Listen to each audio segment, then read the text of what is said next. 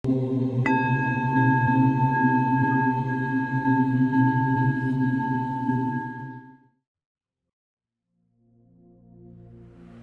শব্দের যে বিশ্লেষণ এটা আজকের দিনে নানা রকমভাবে হয়।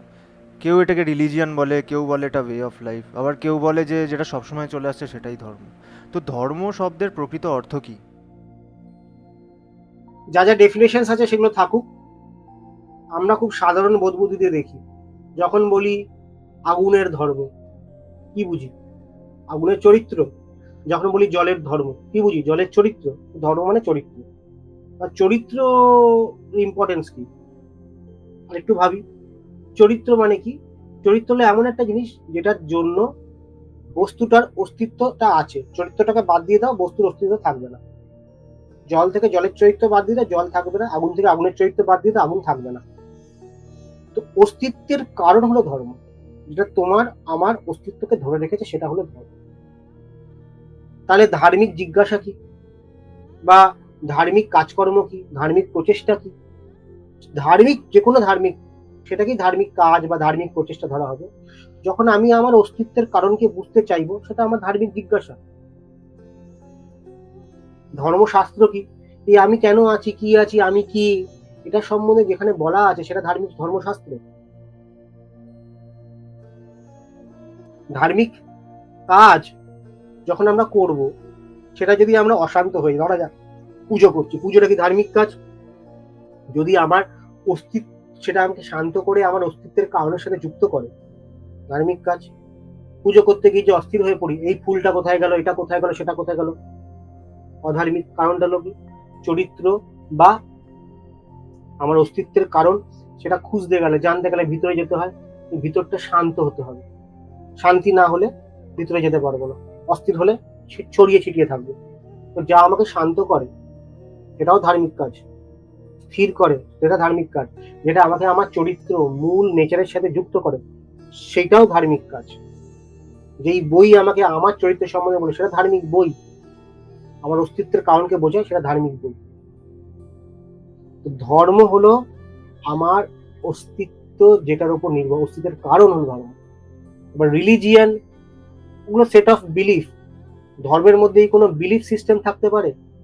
ধর্ম হলো এটাকে, যেটা জিজ্ঞাসা, ওটাকে নিজে খুঁজে পেতে হবে, খোঁজ একটা, যে আমার অস্তিত্ব কিসের কারণে, এটা বুঝতে হবে।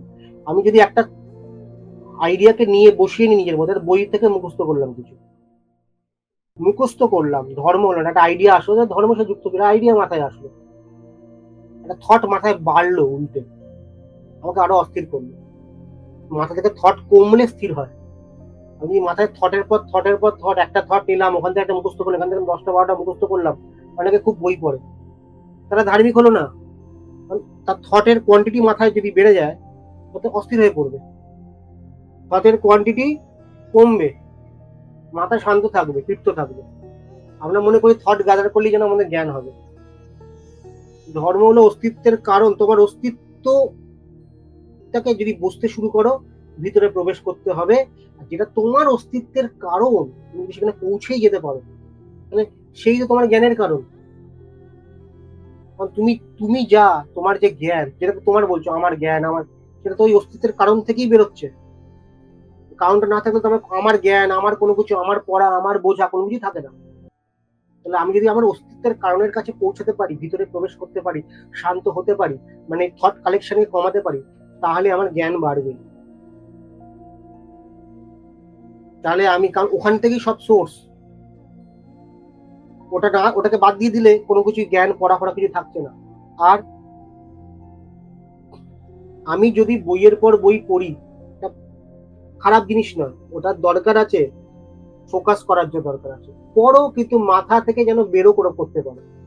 কারণ ধর্মের যে প্রসেসটা, মাথায় মাথা যেন সারাক্ষণ ওগুলো লাফালাফি না করে, করলে অস্থির হয়ে পড়বে।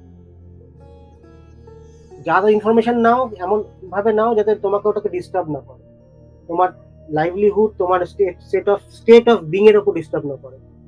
তো ধার্মিক মানুষ একটা ভ্যাকেন্ট স্টেটে থাকবে, বোকা হাওয়া হয়ে থাকবে না, আবার সেলফ কনসিয়াস থাকবে, সেলফ কনসিয়াস।